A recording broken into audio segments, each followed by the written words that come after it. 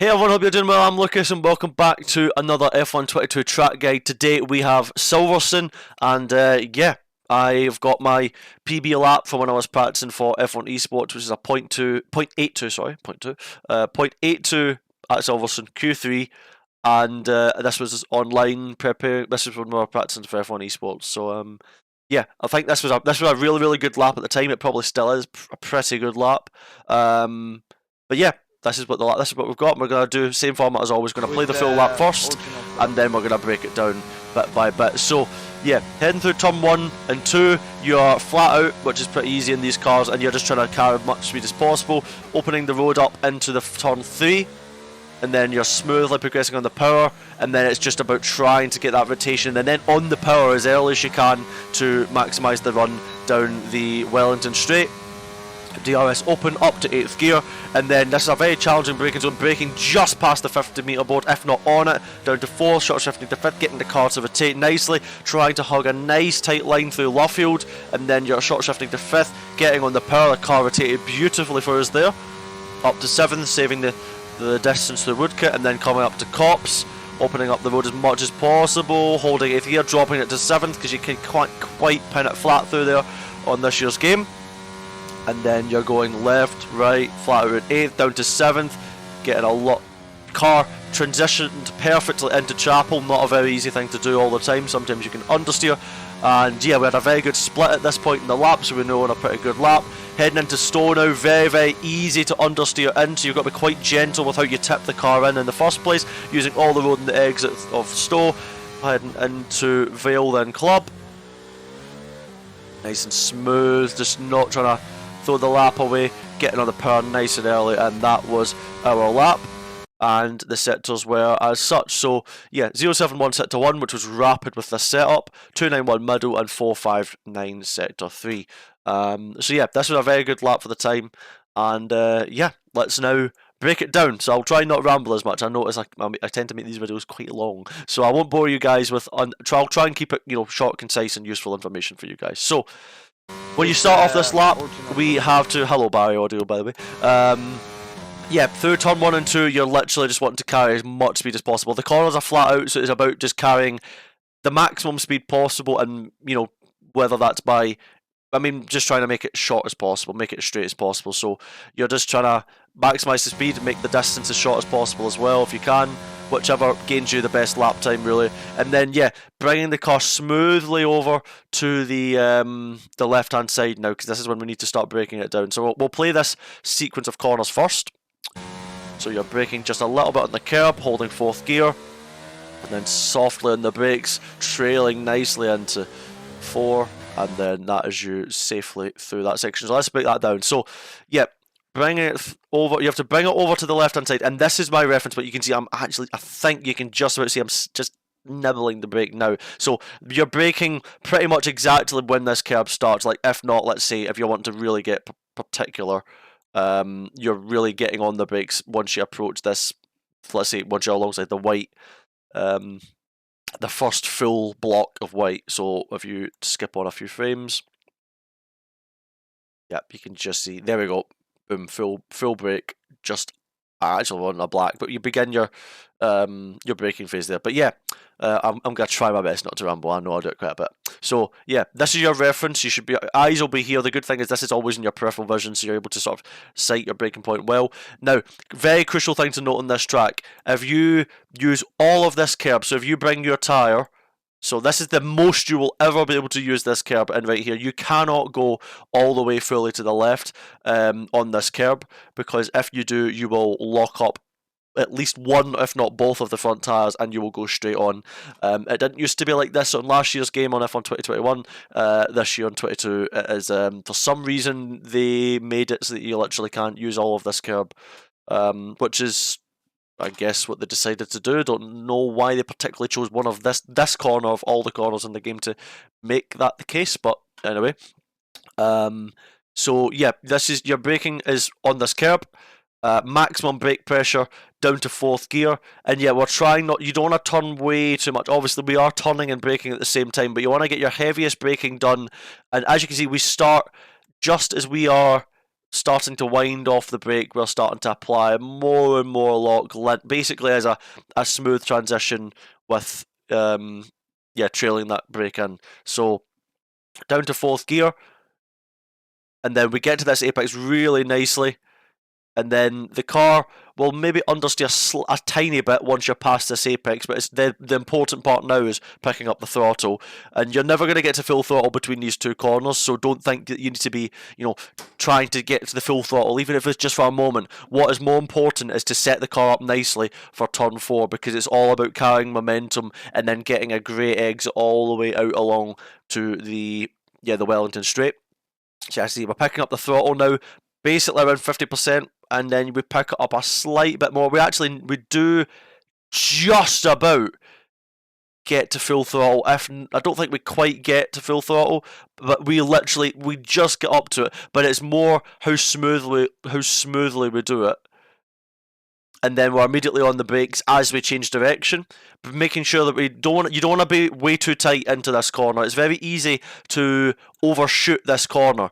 It's quite a lot you will actually. This is a perfect apex here. This is as good as an apex you're going to get. So you will quite often, you might even miss this curve, but it's very easy to send the car in too much, and then what that ends up doing is you're almost basically out here, and then it makes your life very, very difficult to bring the car back over to the right hand side to open up the entry to turn 4, because 3 and 4 interlinked. It's a direction change, sort of I wouldn't say slow speed, but it's not medium speed either. It's kind of medium speed actually. So bringing it over to the right hand side, and we have opened this corner up really nicely, so we're not too far to the left. So it is important to not, let's say, charge in like a maniac into turn 3 here, and then ruin your entry to turn 4, because if you're out here, you're probably going to lose time in 4, and then subsequently all the way down that straight. So you've got to make sure that you're not overdoing it into that corner, basically.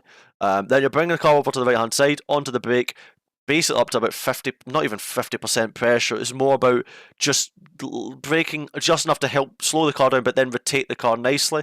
And just as we get off the brakes, we're reaching peak steering lock. The front of the car scrubs a little bit on this apex, but then we're picking up the throttle, which will help allow the car to rotate nicely on this exit, picking up the throttle, stable on 50%, and then it's about winding the power on. And because we've got that initial traction phase already basically like loaded into the car now, and by loaded I mean literally like loading the car up, not like I'm now loading, but yeah, then you can because we've done that, we're actually able to use this exit curb, because technically there's a chance you can lose grip by transitioning over the curb and stuff like that, but I think it's completely fine to do that because you've already got enough grip available to run that line wider and make the corner make the corner wider, and allows you to carry more minimum speed. So yeah, getting onto full power about now. You can see we're not even just now we're getting on full power, so it's all about smooth progression. So if you watch my pedal input, smoothly off the brakes, peak lock, get on the power at a sort of constant power, holding the power, and then we're bringing it up smoothly. Because if you have a snap up oversteer out here, again, you're going to lose time. So it's important to not overcook it. Heading now down. And then again, it's all about just saving distance through T5 entry, then DRS open, and that is and I'll play that section through once naturally because I'll obviously slow it down a bit. So yeah, as you can see now that I've contextualized it all, if that's even a word, you can then see it in action and how it smoothly flows all together. So yeah, that was a very good sector 1, DRS open, and that is sector 1 in the books. So yeah, a very tricky sector to get right on this game, on this track, sorry, and this game, I guess, in general. But it's to really, let's say, peak sector 1. It is very tricky because it requires a lot of concise inputs and trail braking and smoothness, good exits, direction change. There's a lot. Albeit there's only 2 real corners in there, it's very easy to get them wrong. And we did a 071 here, which is a very, very quick sector 1, but it's very easy to do a 171. Like, the time fluctuation in sector 1 is quite high if you don't get it right. So it's a tricky one to master, but yeah, moving on now to sector 2. Now, again, you want to be on, but this is the contrast. Now, I remember for turn 3, I told you you cannot use all of the outside curb. Well, that doesn't apply for the rest of the lap. You can literally use all of this curb as much as you want. It's completely fine to do so. So, what you want to be doing is bringing the car out all the way over to the right. We are practically, well, not on the grass, but we are about as close as you're going to get to it. And then this 50-meter board is your best friend. If someone takes it out, then you've got to sort of then reference and judge the distance from the 150 to the 100 and then know where the 150 is. But there's a 50 on the inside as well. But yeah, 50-meter board is your best friend into here. And again, in your peripheral vision, so your eyes can be into this apex. And yeah, skipping on, we are just passing the 50-meter board, and we are literally just tipping the steering in. And then if I skip one frame later, we'll be starting on the brakes. There you go, coming off the power, and we are then getting onto the brakes. And as you can see, now this is a key tip for this corner, you will not reach 100% brake pressure in this corner. If you do, there's a very high chance you're going to lock up, and even if you don't lock up, you will overload the front tires and understeer out wide into this corner. So it's key, just you're applying a lot of brake pressure, but it's very... Silverstone trail braking is one of the key skills. You've got to be able to, get on the brakes with the right amount of pressure to, sufficiently slow the car down. But then it's also very important how you peel that brake back to allow the car to enter the corner nicely. That's probably one of the key challenges of this track. So yeah, as you can see, we're not reaching peak brake pressure. I would say that's probably about, let's say, I don't have telemetry trace, but that's about 80%, let's say, right? So you're peeling up, we're dropping down the gears to about 4th. Then you can see it's quite quick how we bleed off the brake as well, because the circuit sort of undulates down a little bit as well. As you can sort of see, the circuit dives down a bit, but your braking's already finished, and you can see we go from peak pressure here, and then not even 2 gear changes away, we are basically coming off the brake fully, because then we've done the braking. Now it's about getting back on the power into this apex.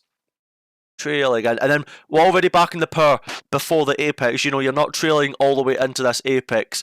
That's the clipping point, but we're already getting the power on to, focus on, getting the speed through into Luffield. So getting on the power now, very softly at first, short shifting to 5th, and then the minute we short shift to 5th, you can see, to 5th, sorry, I can't speak, we are starting to progress that power on. And I guess in terms of line, again, you're opening this line up as much as possible. So I'll play Luffield through first to give that context as well.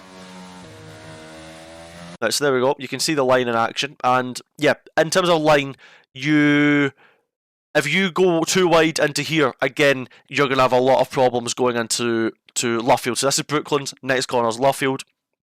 And yeah, if you go too deep into here, it is quite tricky to salvage back the momentum, because you might carry a lot of speed in, but the minute you get to this apex, if you watch your delta, let's say, you will see it, it's going to fly up, because you will not have...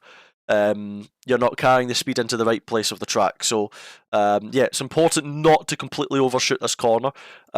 Equally, if you turn in too tight, because this is your focus, is you want to be clipping the corner, the clipping point. You want to get to the apex here. This is where you want to be on the apex. You don't want to be on it too early and too shallow an angle that's going to end up sending you out really wide into Luffield, because these corners are interconnected. So what you do in one's going to affect the other. So it's, if you can dive in, you can turn in let's say you turned in here and then you run yourself closer to this curb, you would be saving distance and carrying a lot of speed in, and your delta is going to be green. So you'll be thinking, oh great, we're going to be gaining lots of time, this is a great way to do it. But you're immediately going to lose all of that once you're past that clipping point, because that's the point where your exits are going to be completely compromised. So don't focus on trying to hit the curb or the apex.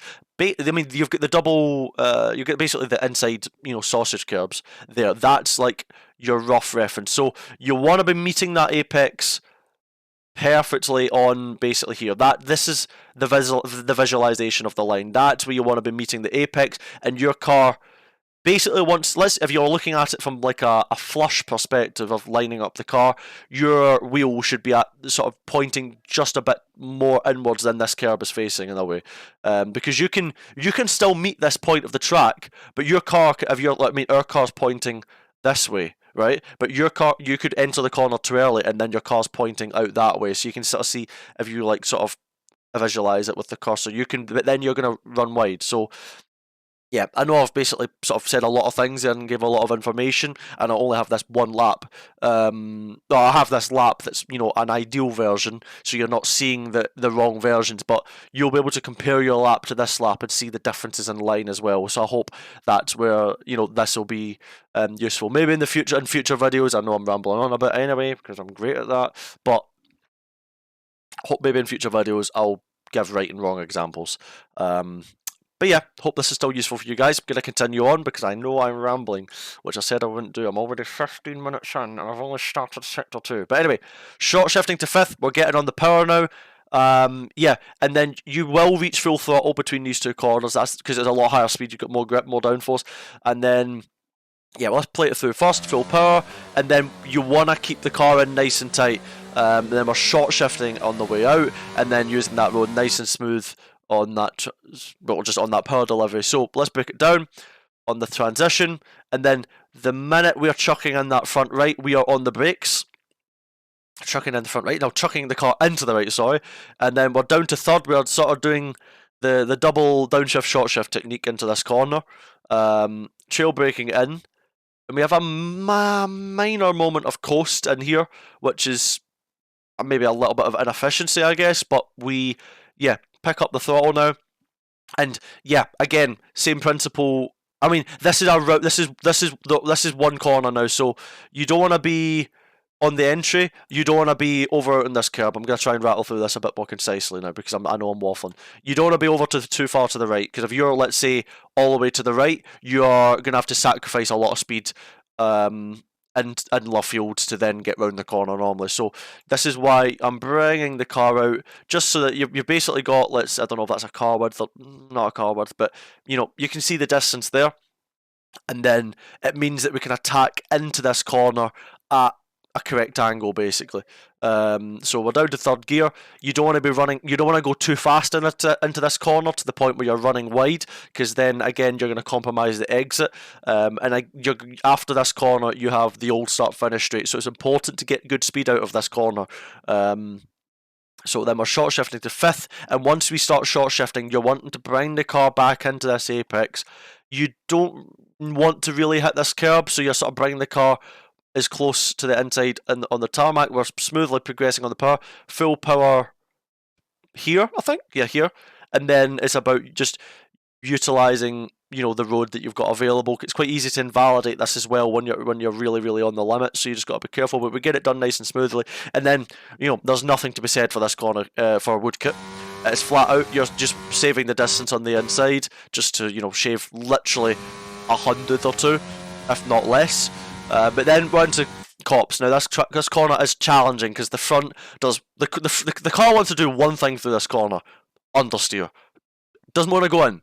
You can set the car up to be really pointy on the front to get the car to turn, but you'll still be front limited on tyres and you'll be super slow in the straights. So it's not an easy corner in this game. The car doesn't really want to always comply. So it's very important you don't want to turn in too early into this corner, and that a principle applies also to the turn 3, turn 6, so Brooklyn. So you don't want to be turning in too aggressively at the high speed, because if you do that, your front tyres are going to run out of grip immediately, and then you're going to push the front tyres, and then you're going to understeer. You want to be nice and progressive with how you load up the front tyres, because you've not got and you don't have infinite grip in that regard. As this year's game, it can be quite understeery in that regard, so you need to keep that in mind. So yeah, into cops, you're opening the corner up as much as possible, and then, if you want to be really exact, on this third black sort of tile, I guess, of the curb, you've got your 50 meter board there. That is when we initiate our turn-in phase, and you can see we're bleeding out the throttle to about, I would say that's about maybe 65%, give or take. Maybe not 70, but yeah. Dropping down now. And then we keep that. You can see how gentle we are with the steering on the entry. It's not an instant transition from this to this. It's smooth. Get the car in, and we're bringing the throttle out, keeping it balanced, and then we get the car into the apex, and that's the crucial thing. If you miss this apex, you will then have a high chance of either invalidating on this exit, or you're going to have to take so much speed out that then you lose a lot of time, and then you lose time even further because you're still carrying momentum all the way to Maggots, Beckett and Chapel. So we're down to 7th here, just to help the car rotate a bit, and then we're back to full power now. And this was a really good cop, so we used a lot of exit road as well. So let's just play that through. Down to 7th, just before the apex, using all that road, back up to 8th, and that is cops. Now, Maggots, Beckett and Chapel, very complex section, very high speed, but yeah, it's for Maggots and Beckett's. I mean Beckett's is there, but Maggots, this entry section, right? It's flat out. You do not need to lift.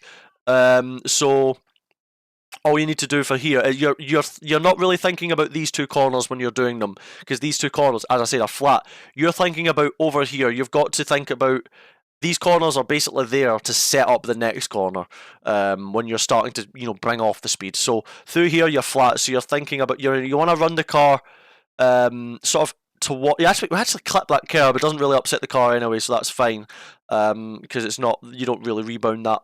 It doesn't upset the car enough, basically. So yeah, we are turning in, yeah, just about, I mean, you can see the turn-in point there when we come off the curb. And yeah, we can just, all we're doing is trying to open up this corner. We're chucking in a lot of speed. In fact, you know what, I'll play it through first. I should always do that anyway, my bad. I'll play it through first. Opening up this right-hander flat, down to 7th. And then we get the car in beautifully into Chapel, using even a bit of grass in the exit, and that is your split there. So let's run that back. So yeah, we're just opening up this corner, using all the road available, and then yeah, we are bringing the car to the right, and then we change direction, and then yes, once we've changed that direction, we are getting on the brakes, and we're down to 7th. And what you can actually see here as well, this is also a useful technique that you can use to balance the car as well. We're actually still on, we're throttle braking as well. We are literally on, we're still a minute bit on the power while braking, and that can actually help keep the car settled in such a way to keep forward momentum but also rotate the car the way you need. So we're down to 7th, and again, we use a lot, I mean, the key thing is we're using this curb, but we're attacking it when the front left is on, all the weight and all the energy is on the right hand side, so the front left is unloaded. So it's not like we were attacking this curb straight on. You would get a different effect in that way. So we are attacking these curbs, and we even do it a little bit in the corner before as well.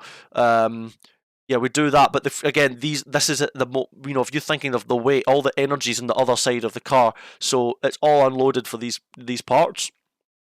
And yet we're in 7th gear, back to full throttle momentarily. Now, this is a very key. This is the most important corner in this whole section, because it determines whether you're going to get a great Maggots, Beckett's, Chapel complex or not.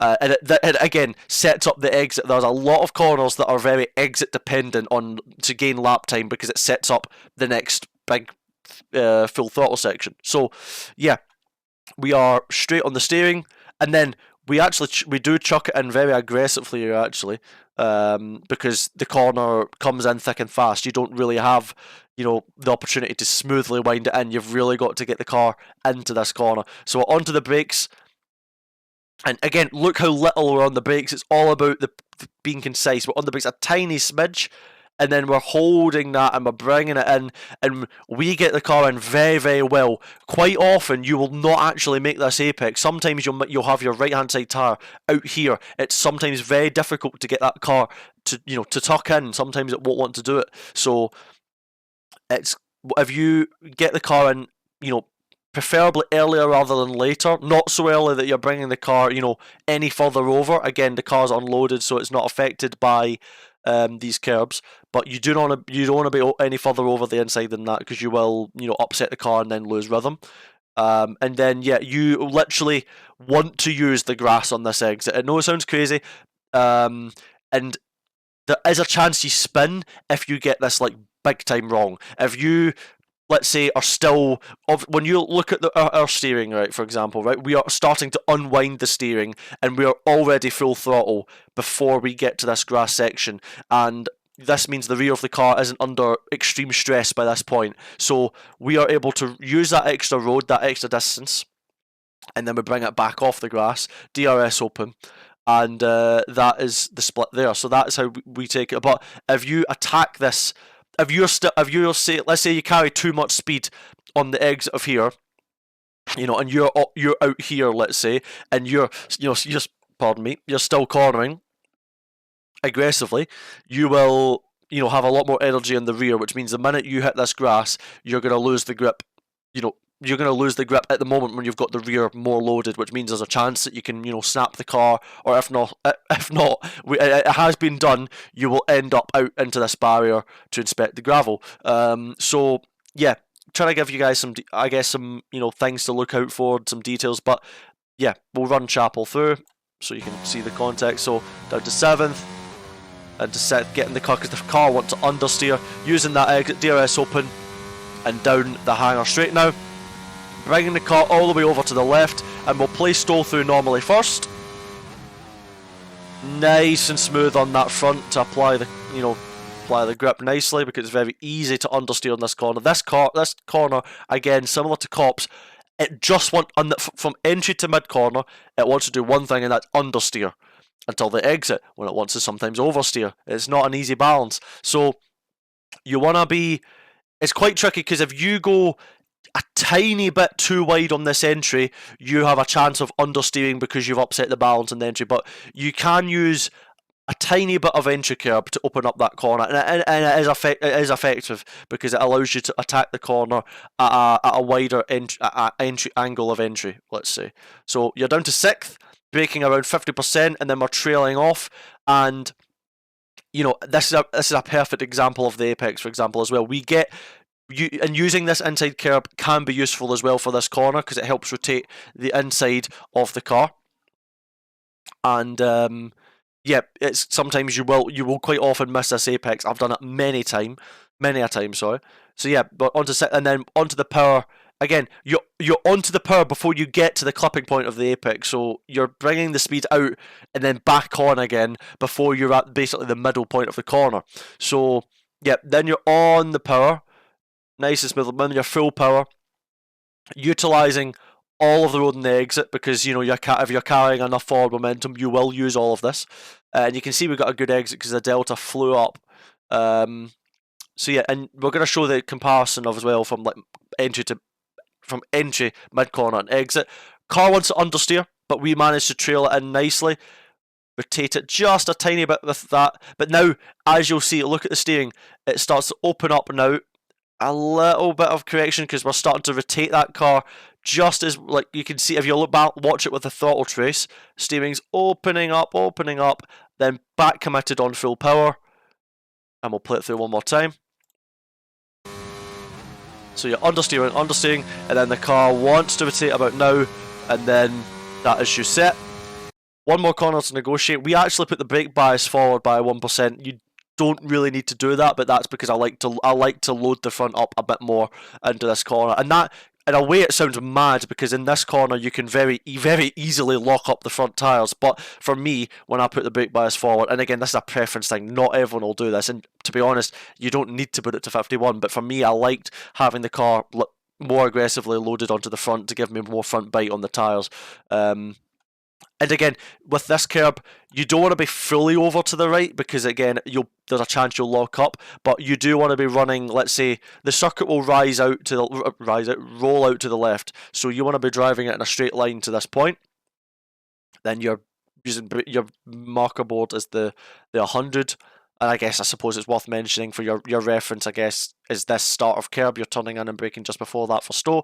Then coming into here, braking smack bang on 100, basically, just before this curb. Full brake pressure, get full brake pressure in a straight line, and we actually start to turn in while we're still on that brake pressure. We're really on the limit, but the minute we start to wind in any sort of significant load on the front, we are winding off that brake, considerably, and then we get to that apex, perfectly. We are hitting that curb, but again, front left is unloaded, so you're not getting much impact by it. You do not want to turn in too early to this corner and hit this inside curb, because if you do, you will, yeah, it can, send you wide, send you into oversteer. It's not a curb you want to be attacking, fully. Let's say you don't want to have more than you want to have a full tire over it. Let's say, so yeah, applying the lock, getting on the power. You're not getting to full power. Similar story to turn 3 and 4 transition. You're just getting on the power, then smoothly peeling it off.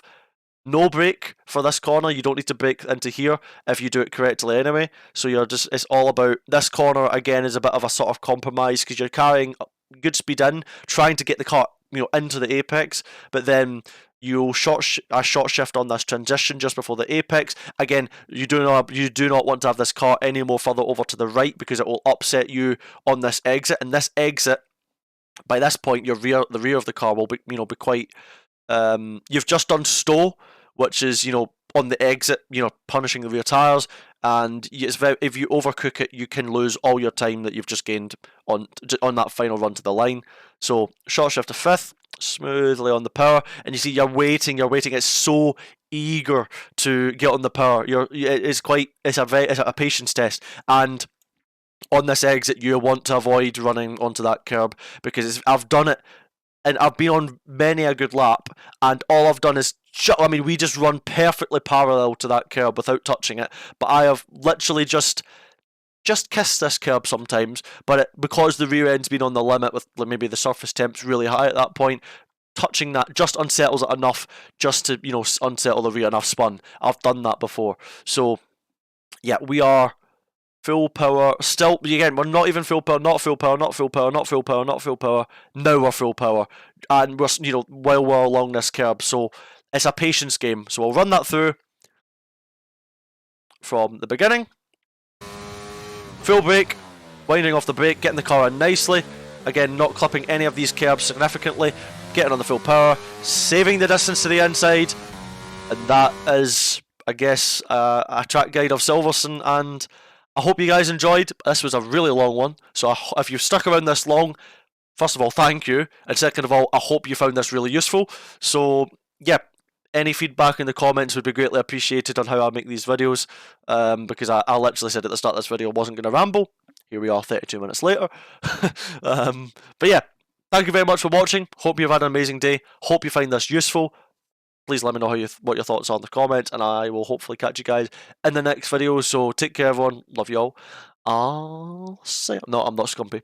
Kidding on. Right. Love you all. Ciao.